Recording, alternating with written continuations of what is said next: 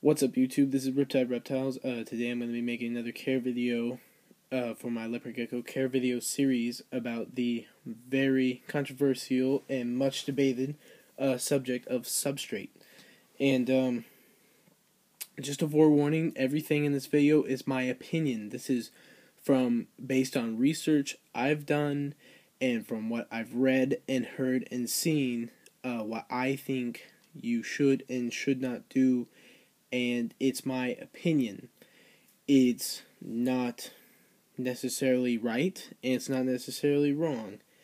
That's why it's an opinion. I'm going to try to use as much factual evidence as I can to back it up, but there are always going to be people that disagree, and I'm okay with that. I think everyone's entitled to an opinion. That's science. There's supposed to be disagreement. But if you disagree with me and you want me to know, which you have every right to do because you have an opinion, do it in a nice way that keeps us on an educated debating level. I will not respond or entertain an argument. If it gets to an argument, I will ignore it and I will block whoever's doing it. And even if you're not doing it to me, even if it's someone who shares my opinion is turning it into an argument, I will still block you. I don't care who it is, whose side you're on. Just letting you know that when people start throwing out the word stupid and you're wrong and that's dumb, that's what turns into an argument. When you are discussing and swapping facts and opinions, that is a debate. That is called a debate, a scientific, intellectual debate. So, just throwing that out there. So I'm going to get started. If you'll notice in front of me, I have the Leopard Geckos, the Next Generation book by Ron Tremper, who I have talked to several times through email and twice at a reptile show. We share, along with many other people, similar views about substrates. So first I'm going to go over substrates that are okay. If you see by his book, he says, newspaper, pea gravel, artificial turf, flat stones, or no floor covering are okay substrates, which I very much agree with. I'm going to talk a little bit about each of them. One is newspaper. I would not personally recommend newspaper. I would X that out and put paper towels. Why? Because newspaper has a lot of ink of it, and that ink tends to leak. If you've ever read a newspaper, you'll notice that if you read it for a long time and you're holding that newspaper, it tends to get the dye on your hands. And so if that gets wet, the dye also leaks. And so if your leopard gecko's walking around in that too much and he's living on it, it can dye like his feet and his belly, the colors. I've seen it happen. Some people use it with no problems, but like I said, some newspapers are extremely inky. So I would switch that out for paper towels. They're super easy. You can get them in mass quantities, and that's what I would use. Like, I don't even get a newspaper, so that's off the list for me. But so I would, if this were me, I would cross out newspaper and put paper towels instead. But moving on, another thing is pea gravel. Pea gravel is like small rocks. You can find this at fish aquariums and places of that sort where they sell stuff for fish aquariums or pet stores. It's just the gravel that goes in the bottom of the tank. I would get bigger sizes of the pea gravel that aren't really big enough for them to eat with. If it's too big, they'll either, if they accidentally bite onto a piece while they're hunting crickets, they'll probably spit it out. So you want pieces that are big enough to where they won't swallow them, or possibly can't even get them in their mouth. And that is controversial to what a lot of people think, which is that that leopard geckos are a desert dwelling animal. They're actually not. They are a arid, high air elevation animal from the Afghan mountains and those mountain ranges over there in the Middle East, which up in those mountain ranges there is not a lot of sand. It is mostly worn down rock, which happens to be flat stones and pea gravel. There is some sand in there, but it's not enough. Like, if there was enough sand for it to be natural for them, they would not get impacted. If you'll notice, animals that come from deserts that live on sand, their digestive systems are specially adapted to digest sand. So there has never been a case of a desert-dwelling animal getting impacted that lives around a lot of sand. There are always exceptions. Sometimes they do get impacted, but it's a lot less common because they have a digestive system that's been adapted to that, so they can handle that. Leopard geckos do not come from a place with a lot of sand, therefore they can't handle it, which means it's not natural for them. Something more natural would be broken up rock or flat stones, or a lot of people will either use flat stones as a decor that you can get from like Lowe's, but as an actual substrate, a lot of people use tile, which you can get brown stone colored tiles, which actually it's pretty cheap and pretty easy to clean, and also makes a very natural, nice looking setup that also provides ease of cleanup. So it's kind of a in the middle, meet in the middle of convenience and natural looking. So that would be something I would put down, would be like excuse me, burp. Tile with like some maybe in the cracks, put in some pea gravel or something like that. So that's a good option. Another good thing is artificial turf, which I think it's Marine Matt. He's one of my subscribers. I think that's his name. He in his leopard gecko cage, I see he uses artificial turf, and all artificial turf is like if you go down to put a new porch, it is like it's that kind of flooring. Like if you're putting an outdoor porch or a porch, it's that flooring. It's kind of like plastic fake grass.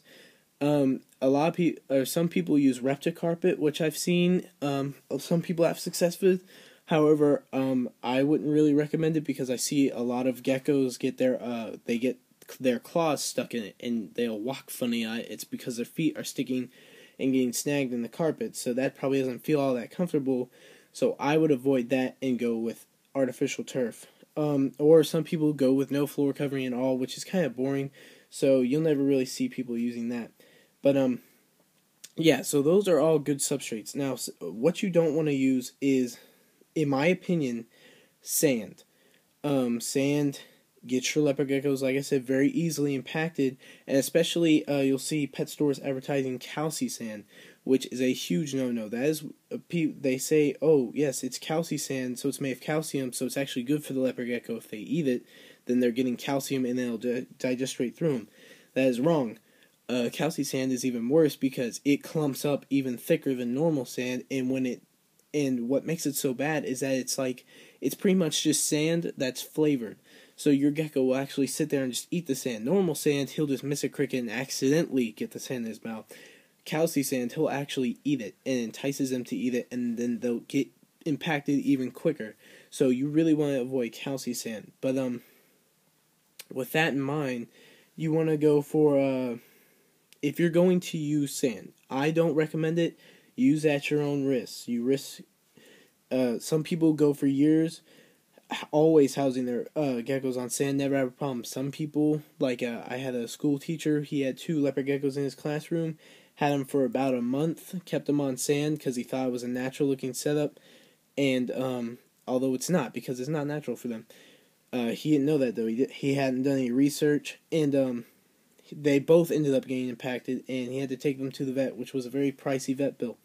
So if you're going to use sand, if you insist, oh, I got to use sand because it's natural for them, this guy has no clue what he's talking about. Be smart and use, if you look at artificial sand like you buy in the pet store, it is broken up. It's smashed rock. And so it's a lot of very sharp, microscopic, razor-sharp edges, which if your gecko eats that, it will cut up. It can cut up its insides if it doesn't impact it, which is also not good. So you want to avoid that. If you're going to use sand, use play sand that's been sifted and washed that you can find at like hardware stores, because that tends to be smoother sand. Or the best would be like beach sand. Like if you live somewhere where there's beaches, don't get the sand down by the water where it's a lot of washed up, broken up shell, because that is still sharp. Go up towards the shore or the dunes as far up as you can get, where it's that nice soft sand, and that's where, if you look at it microscopically, it's just little balls, and so you want that. It's nice smooth sand. So if you're gonna do sand, do it properly and do it smart. like that being said, I still wouldn't recommend it. I've heard a couple people say that you should give your geckos sand and loose substrate because they're burrowing animals. I also disagree with that. From all the research I've done and from all the things I've seen and heard,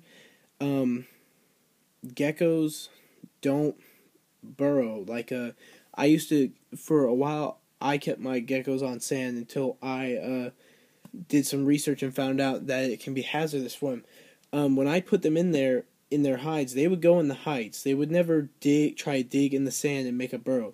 And if you haven't noticed, sand does not hold a burrow. So sand, that's just, people are trying to use that as an excuse of why they can use sand. Sand is a very poor excuse for saying that they burrow in the sand is a very poor excuse for trying to use it. If you're going, I think geckos are more of, from what I've seen and observed in nature, I think they are more of a opportunistic house finder because they live in the mountains where there's a lot of cracks and rock piles. They find like crevices or cracks in the sides of these mountains, or where the rocks pile up just right to make little caves and stuff, that I think they go in and they find those and they make those caves their home.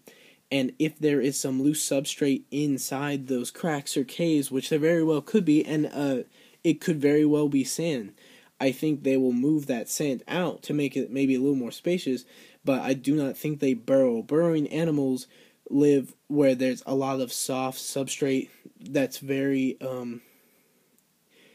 where there's a little more moisture and everything, you know, like where it's more clay, and the substrate's not too hard, not too soft, where it can hold a burrow, but those are places with a slightly higher humidity or the right kind of gravel, or I mean not gravel, but a substrate, but where leopard geckos come from, that's not really the case. They live where it's more of hard rock, so their more naturalistic pea gravel also isn't good for holding a burrow, so that defeats the burrowing purpose too. So on both sides of the spectrum, you know, for people that say sand and for you should use sand, for people that say you should use pea gravel, neither one's a good burrowing substrate. So burrowing is just totally out of the question. So that's what that's my opinion on that. Like I said, substrates I think you should use are paper towels, pea gravel, artificial turf, flat stones, or if you want to use sand, do it smart. I don't recommend it. It's like smoking cigarettes, you know. Some people never have a problem, some people get cancer, you know. It's one of those things you take a risk with. But if you're going to do it, at least do it smart, you know. Like, they've started making electric cigarettes. If you're going to smoke, at least smoke the electric ones, you know. So if you're going to use sand, at least use the stuff that's rumored to be good for you and not hazardous. But yeah, that's my opinion on substrates and what I would recommend and what I wouldn't recommend. Like I said, it's my opinion, guys. I'm not trying to start any fights or arguments or lose any subscribers or anything like that, or start any beef with anyone. It's just my opinion. If you have an opinion and want to share it with me, go ahead. We can have a scientific, educated debate, but I will not argue with you. So don't try to start a fight with me. But yeah, that's my opinion, guys. That's what I would recommend. You know, rate, comment, subscribe, like my videos. Don't like them, do what you will. But I'll look forward to talking to you guys in the next video. I'm going to be wrapping it up the next time I make a video with how to pull it all together and make get the entire gecko setup for less than $100, like a nice thrifty way to do it. And so yeah, y'all can look forward to that, and that'll wrap up the Leopard Gecko Care series, and I'll probably move on to crested geckos. But yeah, like I said, like, comment, subscribe, and I'll see you guys later.